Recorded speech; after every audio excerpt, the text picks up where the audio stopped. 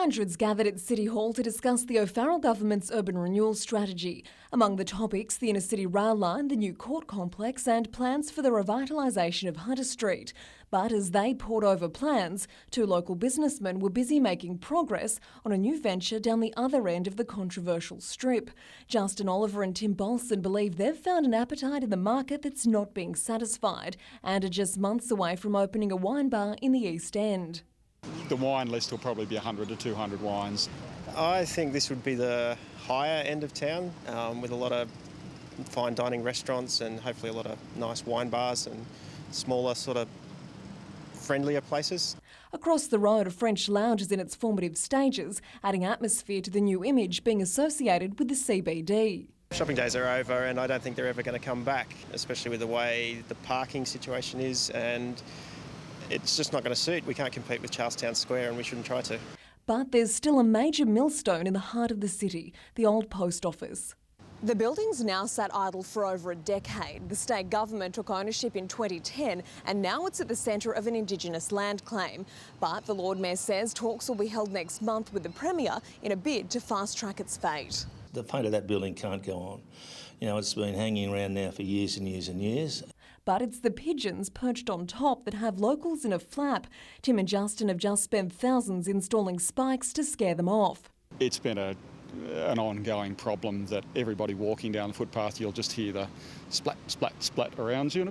And at night, they enjoy one of the best views in the city. It's hundreds, if not thousands, of pigeons. In a statement issued late today, the government said it's investigating a more thorough response to the problem. I'll give Tim Owen a call and see what we can do about it. Kath Landers, NBN News.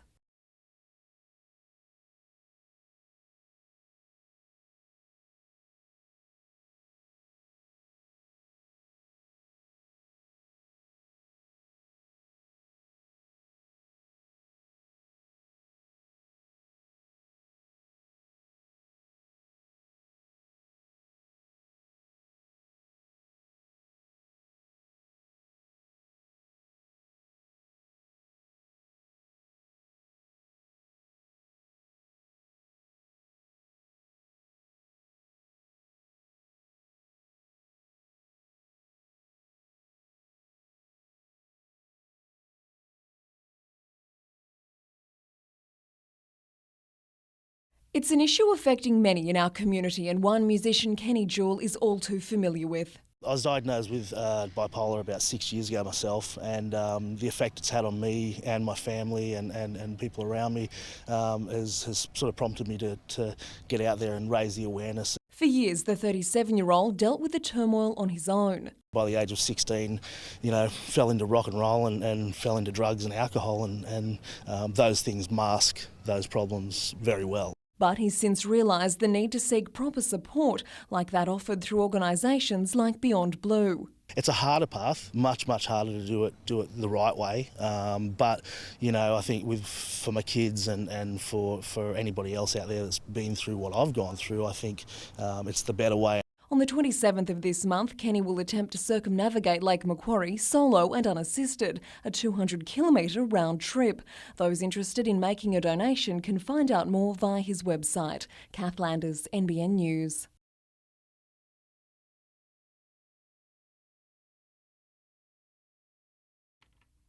With the storm front fast approaching, organisers let the women make hay while the sun shined. But it wasn't long before things were looking gloomy for world champion Stephanie Gilmore. Needing a brace of big scores to get through, Gilmore couldn't produce.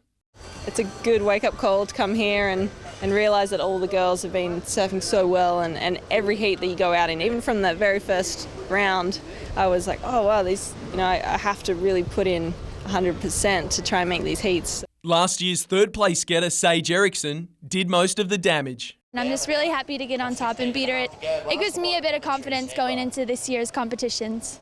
Defending Surfers champ Sally Fitzgibbons wasn't taking any chances. A string of powerful manoeuvres earned her spot in the next round. And there she got a surprise, with American Lakey Peterson setting the heat alight. With just one spot remaining, Fitzgibbons and Sydney's Laura Enova found themselves locked in a duel.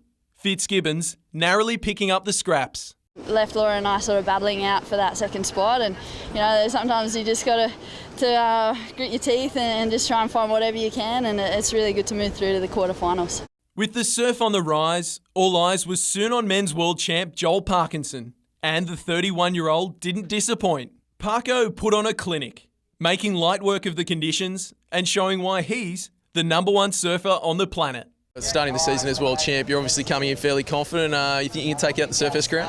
I hope so. That's what I'm here to do. I'd love nothing more to have an MR like Nuki Surf Fest, and I think I've never made the final here, so it'd be good to have one.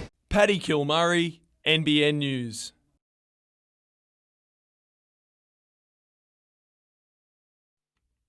Fresh from his second Pro Junior victory, Jake Sylvester got acquainted with his new fan club. But now that the big guns are in town, Merryweather's Jesse Adam was willing to walk over anything to progress to the round of 48. And it was the former World Junior champ, Jack Freestone, who put his foot down early. Meanwhile, Argentina's Santiago Muniz got down to business, building an unassailable lead. Adam was searching, and with only one solid ride under his belt, he was on the verge of slipping out of his hometown event. And while Muniz continued to torment his rivals, behind him, it was a shootout for second place. The local boy getting the required score with only 15 seconds left in the heat, much to the delight of his supporters. Philippa Anderson wasn't making excuses after her round of 24 knockout.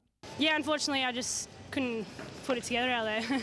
The former Surfest champ struggled to find the best waves on her home break. You can have the 4 best surfers in the world out there, and whoever's the smartest will win the heat when there's good waves and even when there's bad waves. Anderson will now turn her attention to the upcoming Roxy Pro. Paddy Kilmurray, NBN News.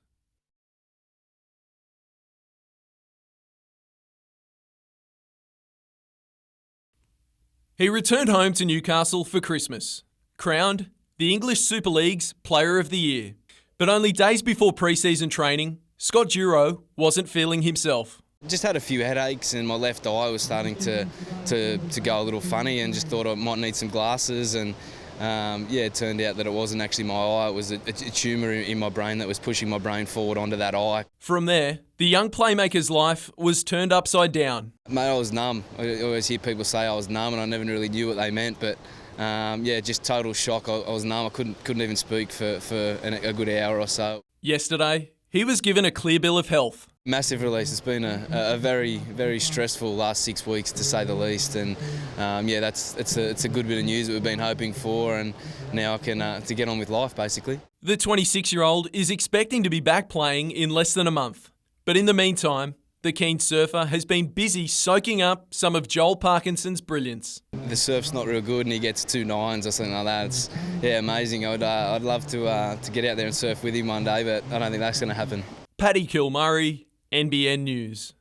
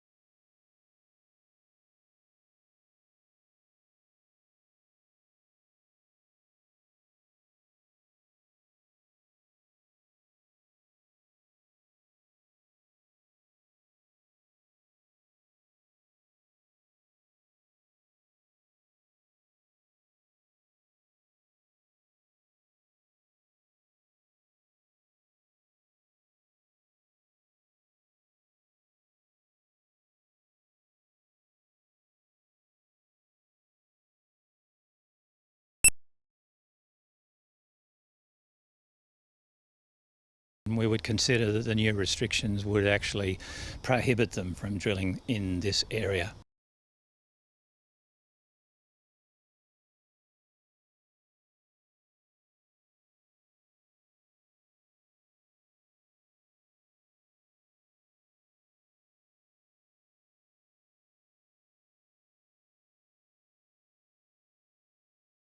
This is Fingal Bay's new $3.5 million surf lifesaving club, and it's got $1 million views to match.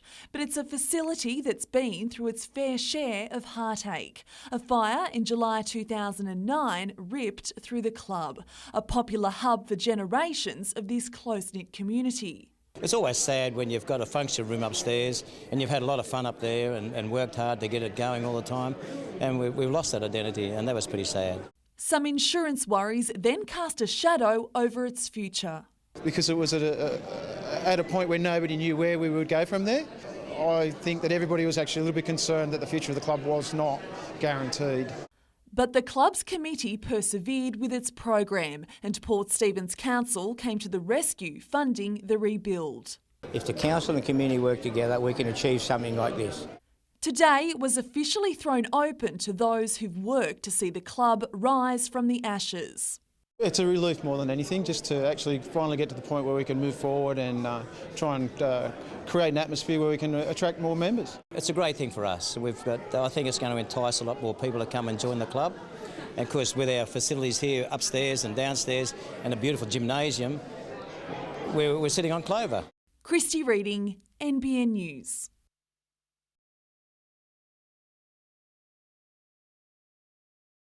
Sporting our national colours, this Aussie amphibian is on borrowed time. The centre of a Newcastle University project, researchers are racing against the clock to save the green and golden bellfrog. In the last 10 to 20 years, they've disappeared from more than 95% of their former distribution. This group, including project partners the Newcastle Coal Infrastructure Group, has been working to boost numbers of the endangered species. It's certainly a different part of our business. Our business is moving coal on Kooragang Island, but this is another thing we can contribute to the local area. They've created this man-made habitat designed to better the chance of survival. One of the frog's biggest enemies is chytrid fungus, and researchers could be on the verge of a breakthrough. They've learned the addition of small amounts of salt to the water will kill it off. We're trying to understand the habitat choices of the frogs, and in particular we're trying to understand how we can control in the environment the disease that is actually responsible for the frog declining by 95%. Today, a sweet release. The last of 5,000 tadpoles bred at the university now call these ponds home. Here, they'll grow into bellfrogs just like this one, breathing new life into this endangered species and offering hope for the future. It'd be wonderful if we could double the population. Christy Reading, NBN News. A custom-designed high-performance 6-foot board, soon to be covered with the signatures of the world's best surfers. It's enough to make any keen board rider stoked.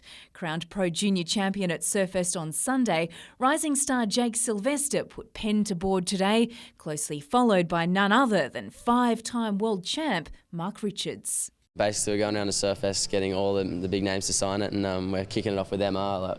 Not much of a better way to start it. I don't think you can get much better than that. The board will be auctioned by the Hunter Melanoma Foundation to fund awareness and education campaigns aimed at teenagers. The Hunter region has one of the highest rates of skin cancer in Australia. It's a statistic which also spurs on University of Newcastle researcher Dr Nicola Bowden. She's just been awarded a 2-year grant worth $200,000 by Cure Cancer Foundation Australia to continue studying the disease. She hopes to develop tests to determine melanoma aggression and progression. But as we're often reminded, prevention is better than cure. Whether I like it or not, if I'm going to surf, I'm going to be in the sun. So as much as I can, just trying to stay out when it is hot. And protection, sunscreen, wetsuits, rash shirts, just protecting my skin as much as I can. It's hoped Mark and Jake will influence young fans to slip, slop and slap. Jane Goldsmith, NBN News.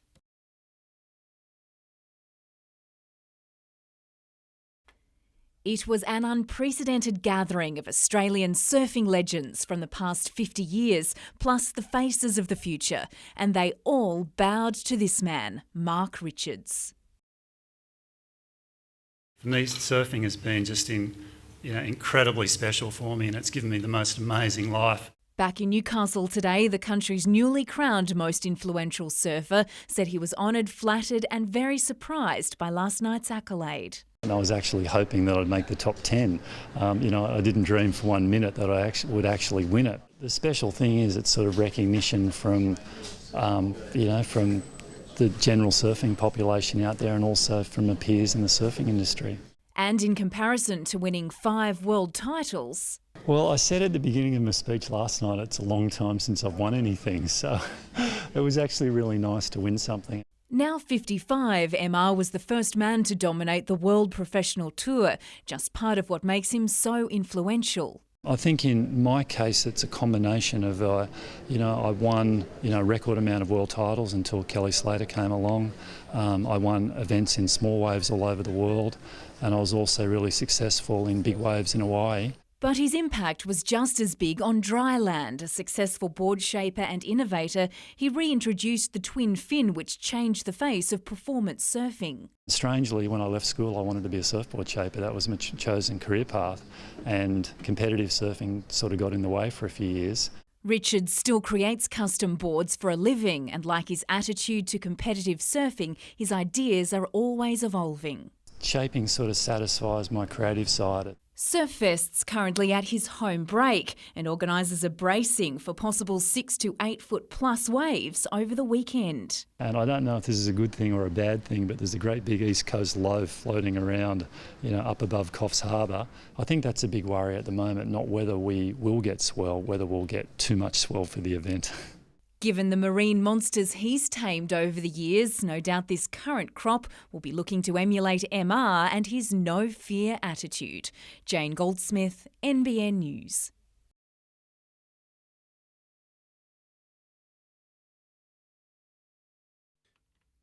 With more swell on offer today, Joel Parkinson opened his account with a solid ride.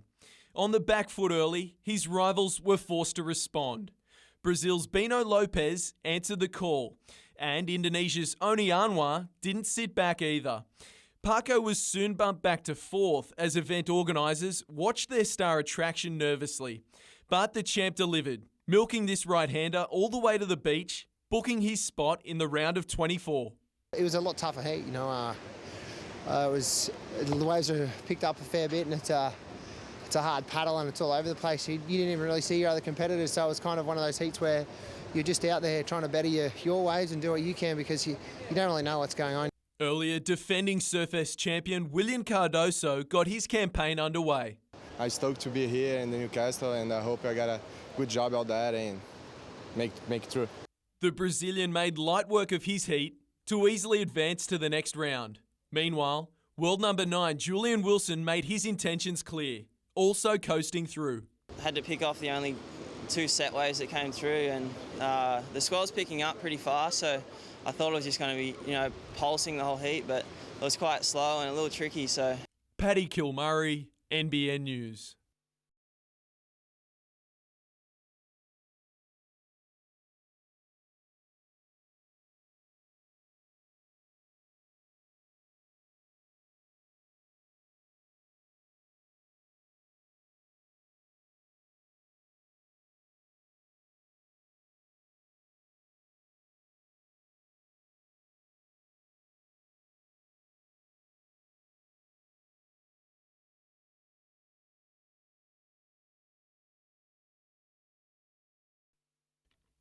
Just inside the top 6, it's not exactly desperate times for the Jets, but they're putting measures in place to keep their season on track. Obviously off the back of a good result at home, it's easy for him to leave the same lineup, so we're looking to try and carry on what we started last week. Under pressure, the Roar is looking to strike, desperate to keep its own finals ambitions alive. The return of Brazilian speedster Enrique and the creative Mitch Nichols should help Brisbane's cause. It's a massive game. It's a really big game because, there's 6 games left. It's in their home yard. They'll be desperate for sure, as will we hopefully. And I think it's going to come down to who's got the bigger heart and who really wants it, and obviously the quality's going to come into it, and I think we've got a quality side. Adam Taggart was key to the Jets' success last week. The Socceroo believes his first goal for the club is just around the corner. It's something I feel fairly confident about. I think it's just a matter of time. Once one goes in, you get the feeling that they're all going to go in. Midfielders Zen and Caravella trained strongly today despite struggling with a tight hamstring earlier this week. Paddy Kilmurray, NBN News.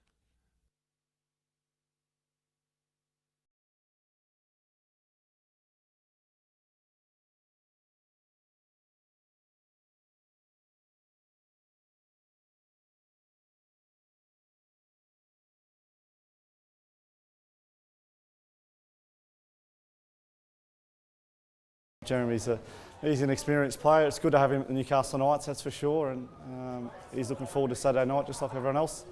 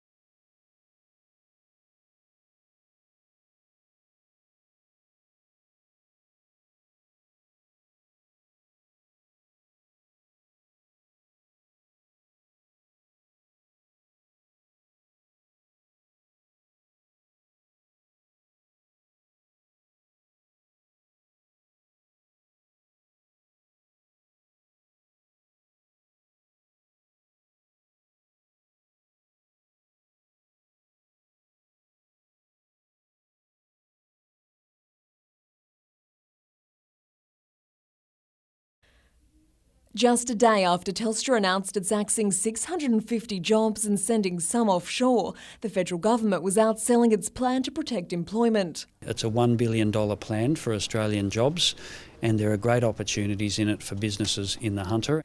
It's designed to keep commercial contracts here and increase exports. Up to $500 million will be spent establishing 10 so-called industry innovation precincts across the country.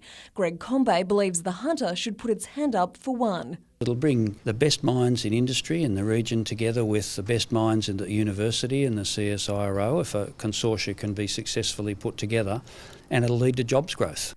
Successful bids will be selected across a range of sectors. Clean energy innovation was today touted as our best bet. We do house the Newcastle Energy and Resource Centre here. We do have CSIRO Energy Transform Centre in Mayfield West, and we house the National Solar Institute. But it's jobs in manufacturing that have caused community concern of late. The sector is feeling the pain of poor global conditions, but experts believe it's not the death knell many predict. If we maintain our skills and if we lead that transformation to the new economy, then we will continue to benefit. I actually believe the Hunter will get stronger in manufacturing in the future, not decline. Kath Landers, NBN News.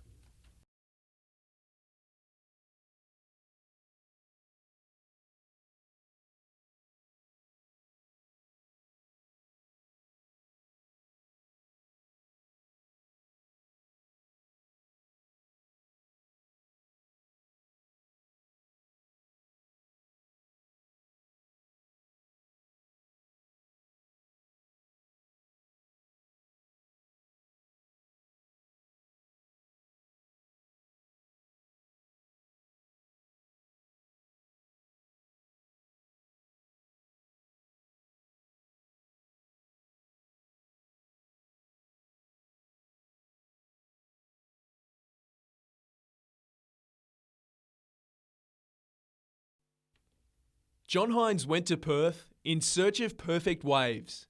Instead, he found himself in hospital. After escaping the jaws of death, he could be forgiven for not wanting to go back in the water.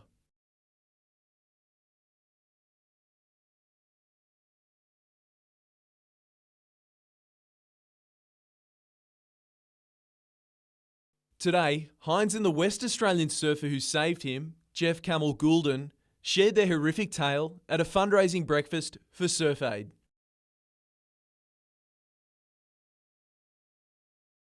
While Hines admits he struggled with the injuries he sustained, some advice from surfing legend Mark Richards was enough to get him back in the water.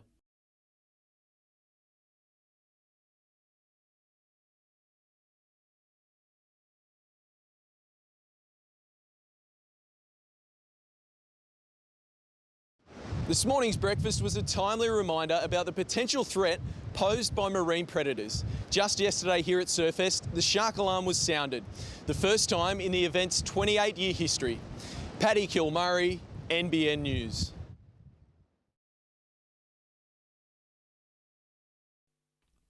What started out as a regular workout at How's That in Newcastle soon became an emergency. Arthur Nertzis was finishing off a bench press set when he collapsed. Just out of the corner of my eye, I could see this guy falling to the ground, jolting as he went. A nurse by trade, Kate Bray was called into action. With the help of gym staff, she began CPR. Arthur's colour changed quite rapidly. He wasn't breathing very well. He was gasping, really, and looked as if he was in dire straits. Arthur was clinically dead before staff attached a defibrillator, which shocked him back to life. And it talks to you, tells you what to do and keeps repeating your instruction until you do it. In an ironic twist, Arthur was one of the driving forces behind having a defibrillator installed at the gym. I said, you got to get one. They ended up getting one the following week and trained the staff up. But he wasn't expecting it to be called into action so soon, and for him. It was a surprise, actually, because I wasn't thinking of myself. I was thinking of other older people, you know. He's since had a quadruple bypass, and only a matter of months after his massive heart attack, he's back on the road to full fitness. Paddy Kilmurray, NBN News.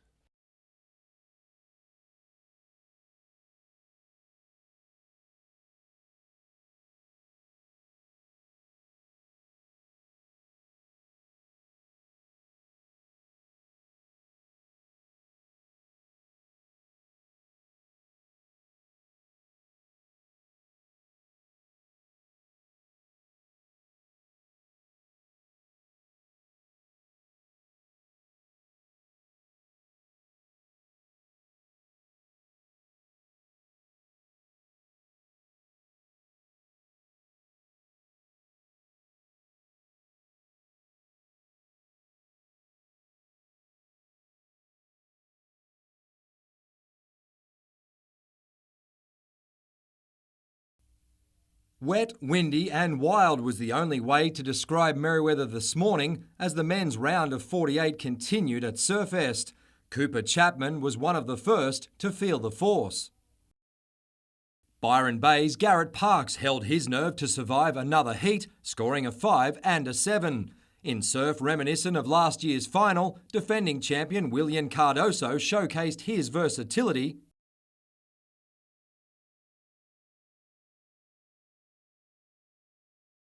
To keep his hopes of another title alive, Brazil's Marco Fernandes found plenty to work with, but didn't impress the judges enough to advance. Heat 10 saw another Brazilian, Messias Felix, hook into a monster. In the same heat, there were mixed results for the Gold Coast. Jay Thompson showed no fear as he attacked the biggest Merewether had to offer. Fellow Queenslander Nathan Hedge wasn't so lucky, not for a lack of trying. A tough day for the Mid-North Coast, with Heath Joske struggling to hold his ground, while Port Macquarie's Darren O'Rafferty also bowed out, both only managing a 5 for their entire heat. With ominous clouds on the horizon, the world's best refused to throw in the towel. But organisers had seen enough, calling it quits for Friday. A decision on where and when the contest will resume will be made at 6:30 tomorrow morning. Mitchell Hughes, NBN News.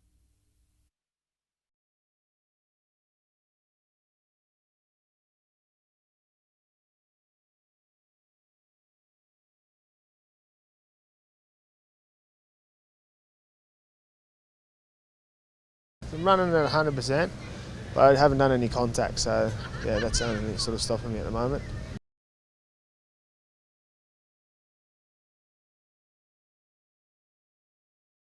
I'm pretty comfortable for where I'm at, so yeah, I've got nothing to prove.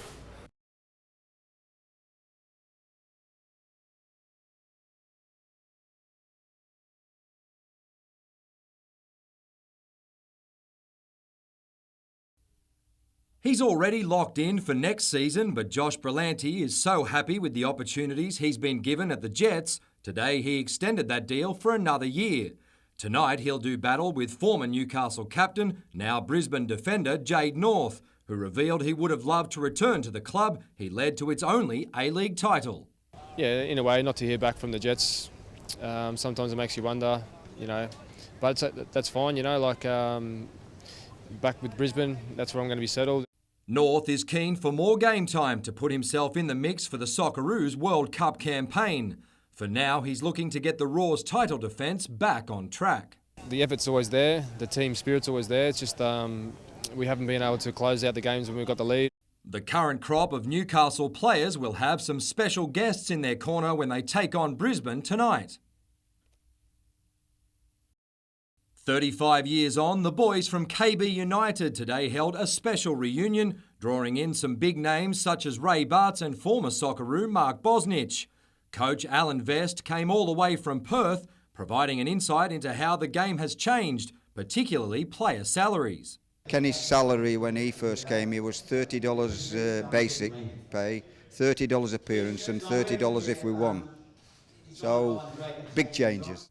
Kenny Bowden was a cult hero in Newcastle and admits it was his time in the Hunter that convinced him to stay in Australia. When I spoke to Vesti in the UK, I asked him what sort of crowds they were expecting in Newcastle. And Alan said, if we do all right, we'll probably get 4,000 to the games. And I can always remember running out onto the pitch against Alcoa, which was the very, very first game, and there was over 15,000. Wouldn't the Jets love those sort of numbers? Mitchell Hughes, NBN News. We start with a clean slate. We effectively have a new roster. We look at the expectation of the players seeing where they're at as individuals and seeing where they want to improve, and then together we try and improve their game.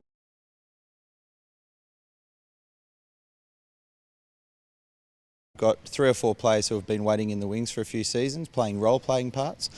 This season they're going to look to step to leadership roles and probably show a bit of their experience to some of our younger players.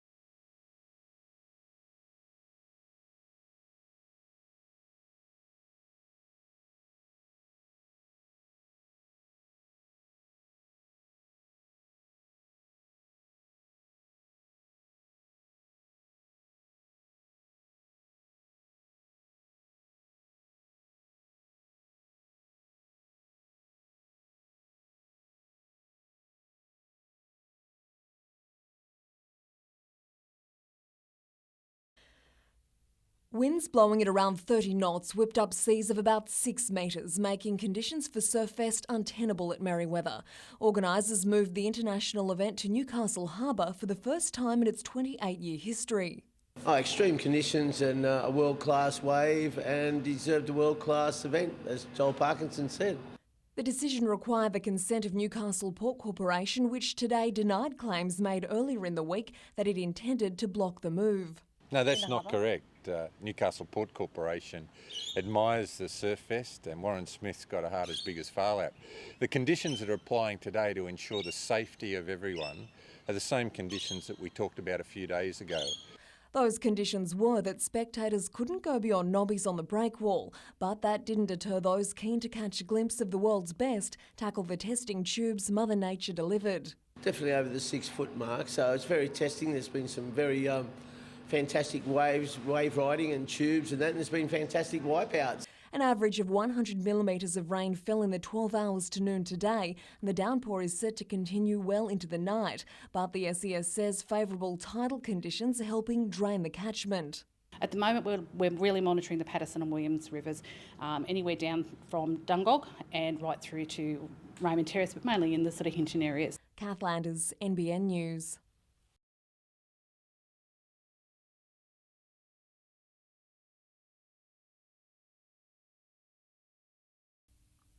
For the first time in the 28-year history of Surfest, organisers made the bold decision to move to Newcastle Harbour, and it proved a master stroke.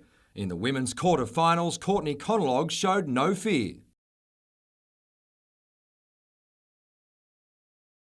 Milking her first ride for all it was worth to set up a commanding lead. Just for good measure, she tackled another monster, putting the exclamation point on a dominant win. Dimity Stoyle from the Sunshine Coast had some early teething problems, but eventually found her feet to move into the semis and eventually into tomorrow's final. With Stephanie Gilmore knocked out, Sally Fitzgibbons is the biggest name in the women's draw. Despite her heroics, the world number 2 needed something special, and as usual, she delivered. In the semis, Fitzgibbons took her surfing to another level, setting up the chance to defend her title. World champion Joel Parkinson was first up as the men's round of 24 hit the water. He gave the die-hard Novocastrian fans exactly what they wanted to see.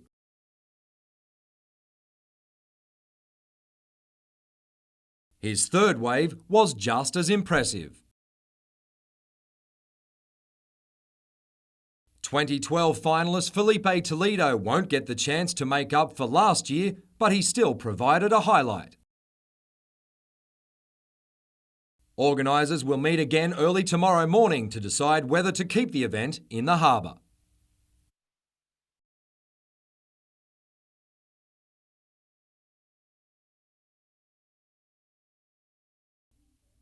Grand final winning captain Jade North was keen to catch up with old friends before kick-off, but his Brisbane defensive line was soon under attack.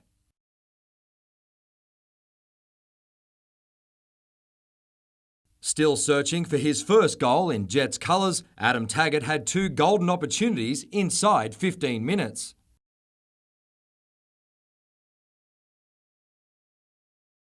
At the other end, the Raw had their own chances to break the deadlock.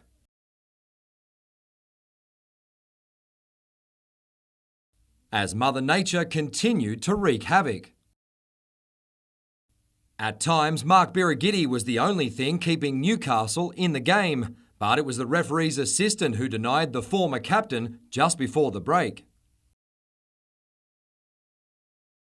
The current skipper tried to inspire Newcastle early in the second.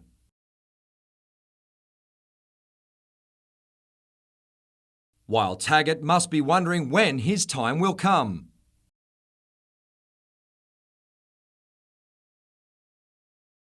Neither side was throwing in the towel, but in the end both had to settle for a point. I think we can take quite a bit out of that with the performance and with the opportunities that we created.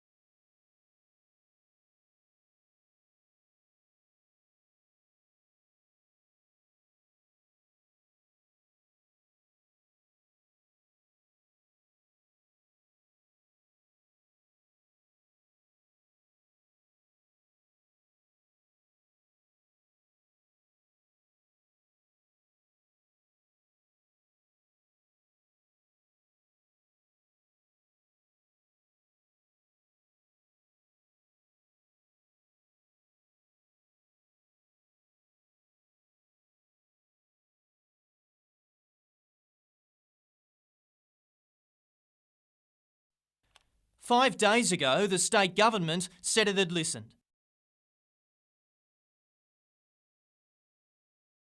But the so-called tough stance against the coal seam gas industry won't help those in Fullerton Cove, whose protest today covered more miles. It's residential, but it's rural in the same sense. From now, CSG won't be tolerated near some homes, horse studs and wineries. Business have been told very clearly today, hands off residential zonings across the state. This suburb, 24 kilometres drive from the Newcastle CBD, is zoned rural, meaning Dart Energy's CSG project can continue to move forward in the assessment process. When we ask straight out, is it safe? Then, there's no real answer. The concerns from residents here are fourfold. Dart Energy, though, has always maintained they're unfounded. The science around coal seam gas is in question, but the industry is seen as the answer to our energy needs and at the same time will create thousands of jobs. If Barry O'Farrell's new rules don't protect Fullerton Cove, then frankly they're not worth the paper they're written on. I live in Willow Lane in Fullerton Cove and I can see the pad from my lounge. I can see it and it's heartbreaking. Sentiment the local MP has expressed in Parliament, part of his job, but not one he necessarily supports. If you lived there, would you like to see this project go forward? As a local member, obviously my first thought is for my constituents, but personally I wouldn't have a worry if they wanted to drill in my backyard. Nat Wallace, NBN News.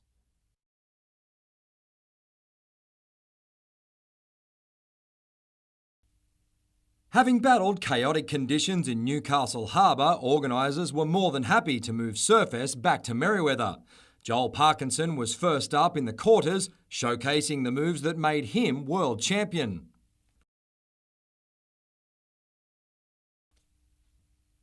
Damien Hobgood floated the idea of knocking him out. But Parkinson was equal to the task, comfortably spinning his way into the semis and eventually the final. Sally Fitzgibbons proved popular with the locals before racing out to a handy lead in the women's final. Unfazed, her rival Dimity Stoyle waited patiently for her first wave and definitely made it count.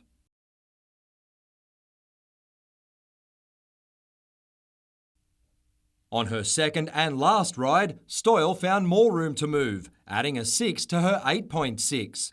The defending champion couldn't bridge the gap, but was humble enough to chair her opponent alongside Philippa Anderson. Sal and I are so close and Philippa's one of my best friends too, so it was so good having Sally and that chair me up the beach because that was my first chair. It was awesome. By the time of the men's final, an estimated 15,000 people had come to see Parkinson take on an unknown from Brazil, Alejo Muniz. Parko showed no mercy to his young opponent, scoring an 8.93 on his first wave. His second established a comfortable advantage, leaving Muniz with too much to do.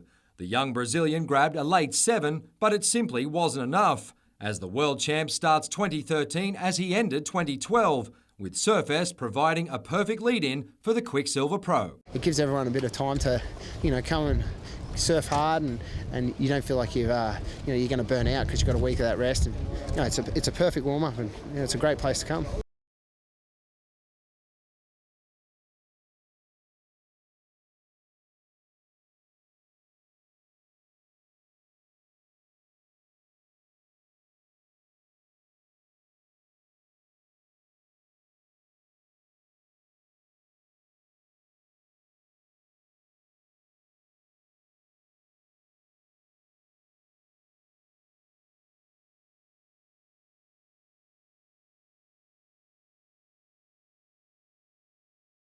Police officers and forensic investigators, including blood spatter and fingerprint experts, spent the day at the Brown Street complex, searching, collecting and examining evidence. A 000 call was made from the block of units at 3:10 this morning. The witness related the fact that he'd heard basically some screaming and some banging about, so just a normal domestic violence situation. However, when police arrived there, obviously it was certainly a lot more than that.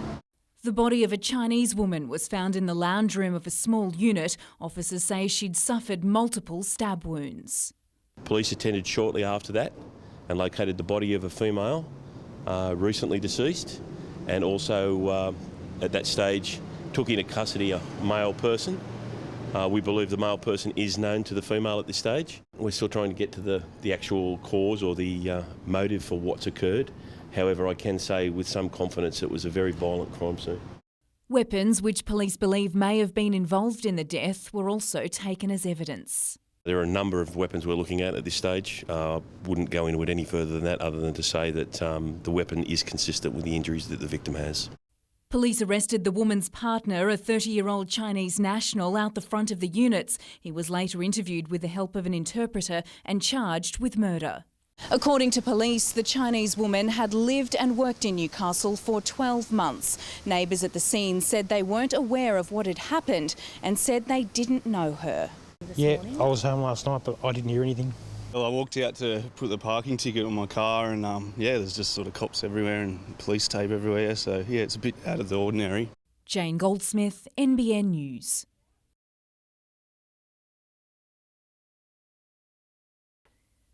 Newcastle's a great host. Surfest and last year's Transplant Games, just two recent examples of sporting events which attracted thousands to our city, including international guests. Now Newcastle Council wants to go a step further, the 2030 Commonwealth Games. Surfest's Warren Smith believes his event shows we're capable of pulling it off. It shows how the city can come together to put it on.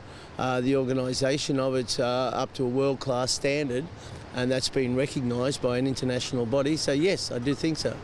Last December, Council supported a motion to begin the process for a Games bid. Its major events team is now putting together a report reviewing local venues, the costs and benefits. We love our sport in Newcastle, and we are producing, very high quality athletes, and I would like to see us showcase this wonderful city like Surfest did on the weekend. Hunter Stadium would be suitable, but upgrades to other sporting facilities could go into the millions. The bid would need financial backing from the state and federal governments and support from the network of Hunter councils. So the 2030 bid gives us enough time to find out what we're missing in Newcastle and what we possibly need to build. Councillor Nelm says the next step is appointing Games ambassadors. At the top of her list, Mark Richards and Warren Smith.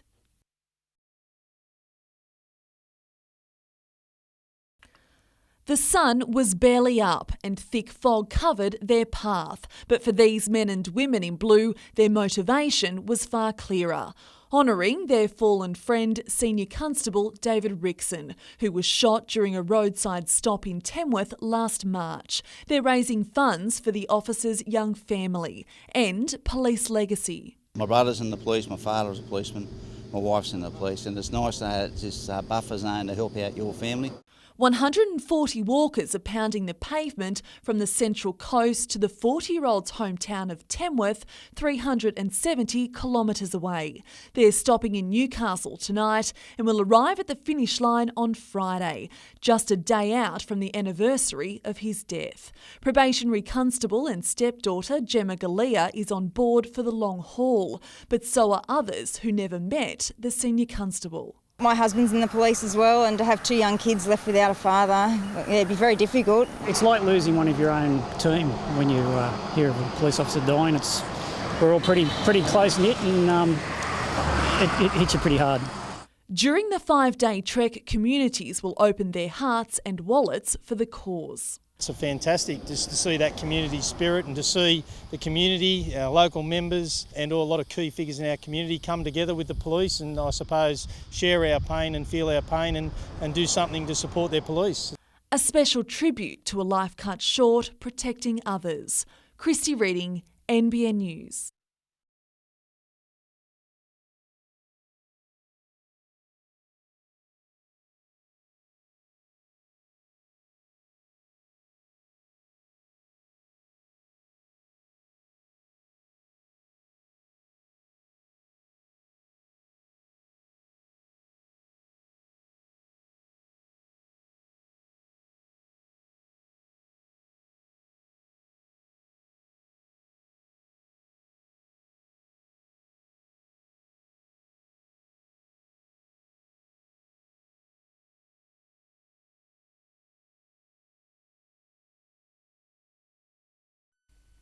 It's been nearly 2 years since Rachel Croft lost her husband Damien. He was an all-round, fair dinkum, wonderful man. At 47, he suffered anaphylaxis after an insect bite, and Rachel was suddenly faced with an agonising decision.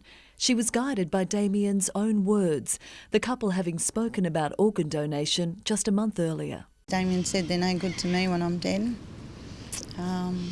If they can save someone else, why wouldn't you give them away? So we both very strongly felt that, that would be the right thing to do. It's a chat health experts hope more of us will have. This week, the John Hunter Organ Tissue Service is starting conversations over a cuppa at Gloria Jean's at Charlestown in a bid to boost low donation rates. Last year, only about 354 people became organ donors Australia-wide, and that's something that we feel we can increase if people start to have those conversations and talk to their loved ones and make sure they know what their wishes are. A heart transplant 12 years ago gave Graham Martin a second chance at life. The 62-year-old now healthy, active and eternally grateful. I've been able to see my grandkids grow and share some time with them, which has been fantastic. So I'm very lucky. I'm very thankful to my donor and their family. Just don't know how to say thanks. There doesn't ever seem to be enough for the gift that I've been given. And in Damien Croft's case, it's a gift that lives on in 4 people, recipients of his organs. I think it's lovely that his last thing he ever did was to save someone else.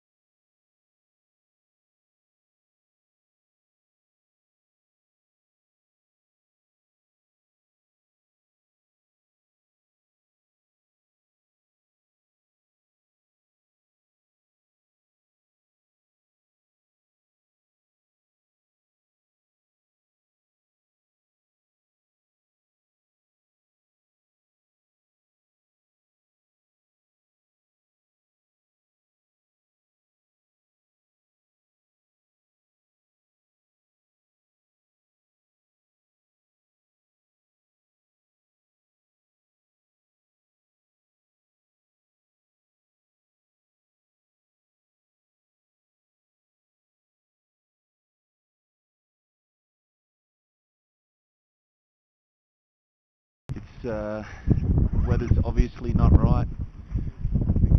Most of the pilots have gone. We're pretty much out of food. We're out of water. Let me just show you the guys over here. They're melting snow. Check my water, see the water. How you doing, man? Yeah, showing the family back home how we're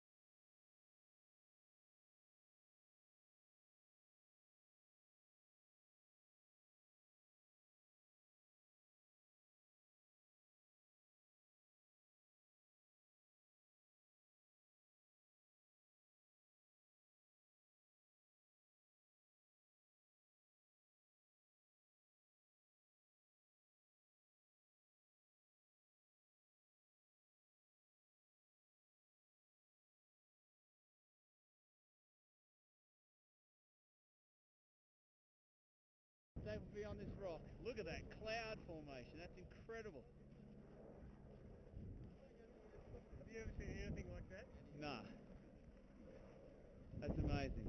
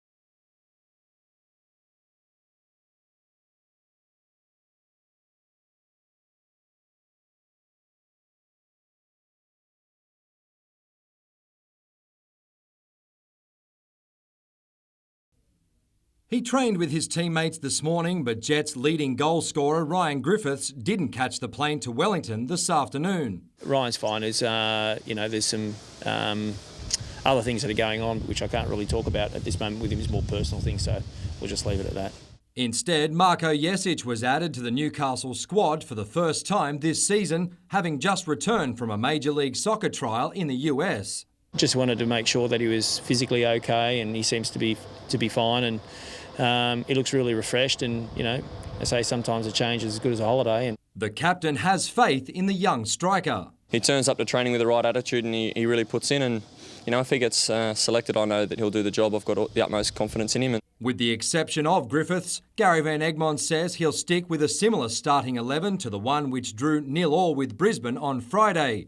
The coach knows the last-placed Phoenix will be desperate. They're definitely going to be playing their grand final against us. You know, if they don't beat us, then, 4 games remaining, it's going to be a real tough ask for them. Van Egmond has forecast personnel changes for Sunday's clash with the Victory, but for now, no one is looking past Wednesday. Yeah, one game at a time, that's the best way to look at it. Obviously, this is going to be a massive game. If we can get something, then great, we move on to Melbourne, but our focus is definitely on Wellington for now.